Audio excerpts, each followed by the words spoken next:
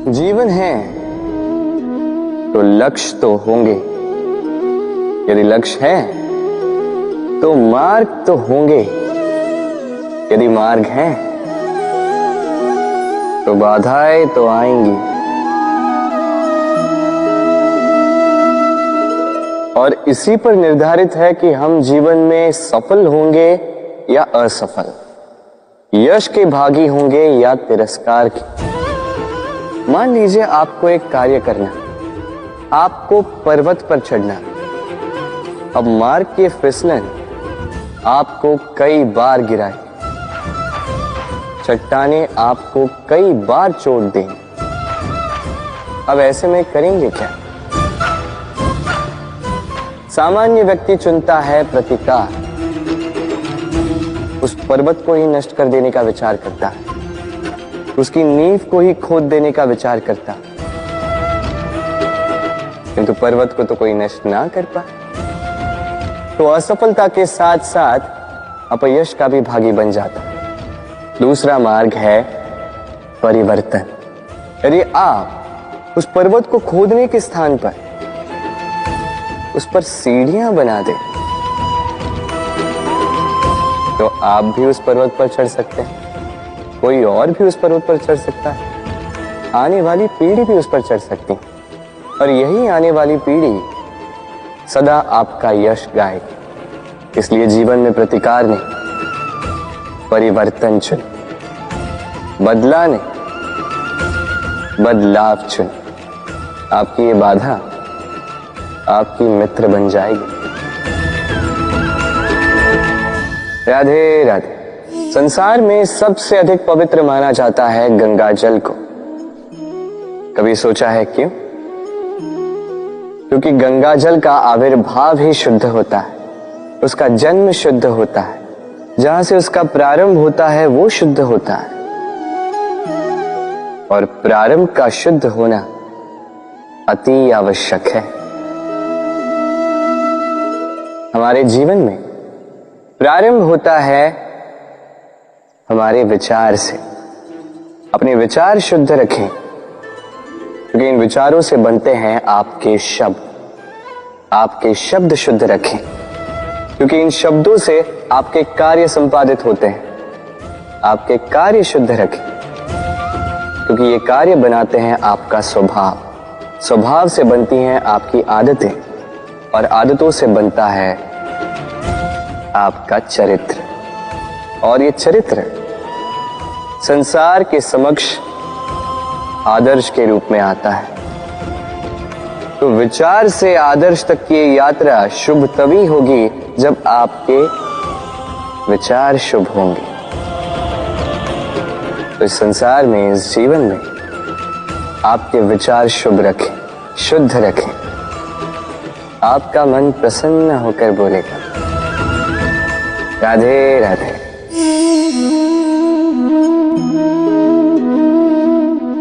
दूध और माखन। यदि मैं आपसे पूछूं कि इन दोनों में संबंध क्या है, आप कहेंगे सरल सी बात है, दूध से ही तो माखन बनता है। यदि मैं आपसे पूछूं कि इन दोनों में अंतर क्या है, तो कोई कहेगा एक तरल है तो दूसरा ठोस, कोई कहेगा एक जनक है तो दूसरी संतान। नहीं, इन दोनों में अंतर है शुद्धता का। माखन दूध से कहीं अधिक शुद्ध होता है। इस बात को कुछ इस प्रकार समझा जा सकता है। यदि कोई कीट आकर उस पात्र में गिरे जिसमें दूध गिरा है, तो आप क्या करते? आप दूध को फेंक देते। किंतु यदि कोई कीट आकर उस पात्र में गिरे जिसमें माखन रखा गया, तो आप क्या करते? आप उस कीट को निकाल कर फेंक देते हैं। ये कीट मैला है, ये कीट दूषित है। और यदि हमारा मन निर्मल ना हो, तो ये कीट हमारे मन को भी दूषित कर देगा, उसे मैला कर देगा। किंतु यदि हमारा मन माखन की भांति शुद्ध हुआ, तो कुविचार को स्वयं से जाना होगा। स्मरण रखिएगा, इस संसार में कीट तो रहेंगे, अब दूध बनना है या माखन, निर्णय आपका। राधे राधे। आपने जीवन में कभी न कभी किसी पौधे को जल तो दिया ही होगा।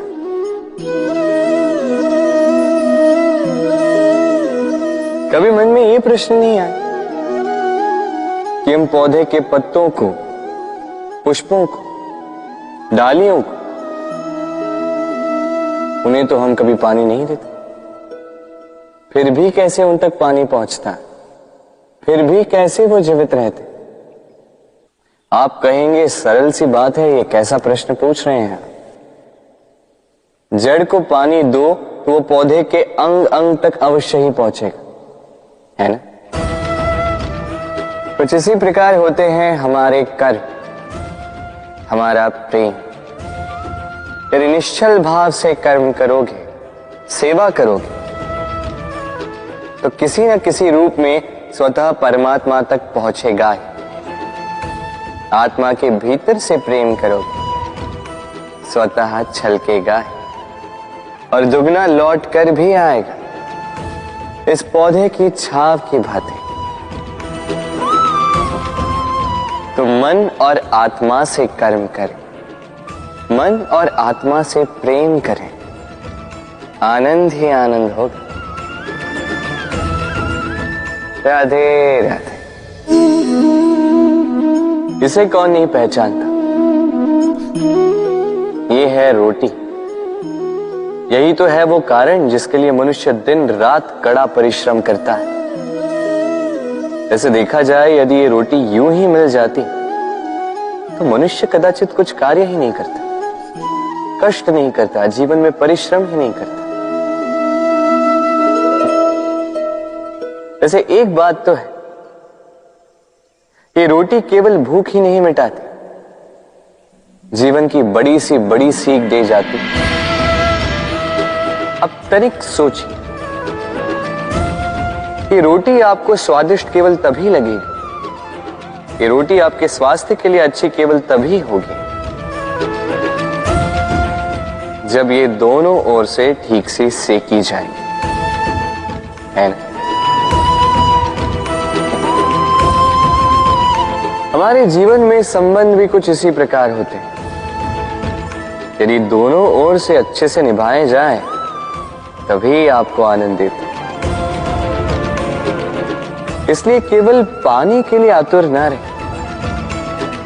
लौटाने में भी विश्वास रखें। क्योंकि जब एक संबंध में दोनों ओर से प्रेम होगा, दोनों ओर से करुणा होगी, कुछ करने की चाह होगी, तभी वो संबंध आपको जीवन में आनंद देगा। तो जब जब रोटी खाएं, स्मरण करें कि आपको आपके संबंधों को भी इसी प्रकार मधुर बनाना है। मन प्रसन्न होकर बोलेगा, राधे राधे। वर्षा में कई बार आपने इंद्रधनुष देखा होगा, सतरंगा, मन भाव। पहला प्रश्न, ये इंद्रधनुष बनता कैसे? होता यूं है कि जब वर्षा की बूंदों से प्रकाश होकर निकलता है, तब वो अपने वास्तविक 7 रंगों में विघटित हो जाता है और तब हम इस इंद्रधनुष को देख पाते हैं। दूसरा प्रश्न, ये इंद्रधनुष वर्षा की बूंदों से ही क्यों बनता है? कारण है शुद्धता। वर्षा की बूंदें शुद्ध होती हैं, आकाश से धरती की ओर गिरती हैं, किंतु स्वयं के लिए नहीं, धरती की प्यास बुझाने के लिए। और इसीलिए तो प्रकाश जैसी वेगवान तरंगों को विघटित कर जाती है, उसकी वास्तविकता सामने लाती है। यदि आप भी शुद्ध मन से परोपकार करोगे, औरों के लिए जियोगे, तो विश्वास कीजिए, कोई आपको छल नहीं पाएगा। बड़े से बड़ा प्रहार टूट जाएगा यदि आपके मन में प्रेम की शुद्धता है। राधे राधे।